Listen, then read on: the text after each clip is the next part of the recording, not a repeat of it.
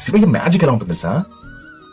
ఒక్కసారి నువ్వు మనసు పెట్టి ఆరాధించి, నాన్న ఈశ్వర నా బాధను ఆలకించు, నా కష్టాన్ని కనుకరించు, నా కన్నీళ్ళను చూడు నాన్న, ఈ నా జీవిత గమ్యంలో నాకు ఏముంది ఏం లేదు తెలియట్లేదు, ఒక్కసారి చూడు నాన్న నీ దర్శన భాగ్యం అని నువ్వు అడిగినావనుకో, నువ్వు నిజంగా మనసు పెట్టి ఆయన రూపాన్ని నువ్వు ఊహించుకున్నప్పుడు ఒక పెద్ద రూపం ఆయన కనిపిస్తాడు.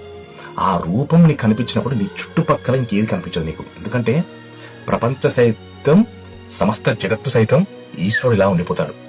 అలా ఉన్న ఈశ్వరుని కంటి నిండా కనిపించినప్పుడు ఈ జగత్తు ప్రపంచంలో నీకు ఇంకేది కనిపించదు, కేవలం ఈశ్వరుడు మాత్రమే కనిపిస్తాడు. అంటే ఆయన మ్యాజిక్ అంత గొప్పగా ఉంటుంది, ఆయన లీలలు అంత గొప్పగా ఉంటాయి. అందుకే లీలామయుడు. ఆయన లీల ఎంత గొప్పదంటే మనతో ఉన్నట్టే ఉంటాడు, ఒక్కొక్కసారి ఇలా వెళ్తాడు, మళ్ళీ మన దగ్గరికి వస్తాడు. బాధ పెట్టినట్టే అనిపిస్తుంది, ఆ బాధ వెనుక ధైర్యాన్ని నింపుతాడు. కష్టం పెట్టినట్టే ఉంటుంది, ఆ కష్టం వెనుక గుండెలో ఒక సంకల్పాన్ని నింపుతాడు. కన్నీరు వచ్చాయా, ఈ కన్నీటి చుక్క నీ కన్నీటిలో కారుతుంటే, ఒక కన్నీటి చుక్క నీ కనడితే ఇంకో కన్నీటి చుక్క ఆయన కలలో కారుతుంది. ఎందుకంటే ఆయన భక్తులను అంతగా ప్రేమిస్తాడు కాబట్టి, మరి భక్తులని అంతగా ఇష్టపడతాడు కాబట్టి నువ్వు ఎంత బాధపడినా, నువ్వు ఎంత ఏడ్చినా కూడా ఆ బాధని, ఆ దుఃఖాన్ని కూడా స్వీకరిస్తాడు ఈశ్వరుడు. అంతటి మహనీయుడు.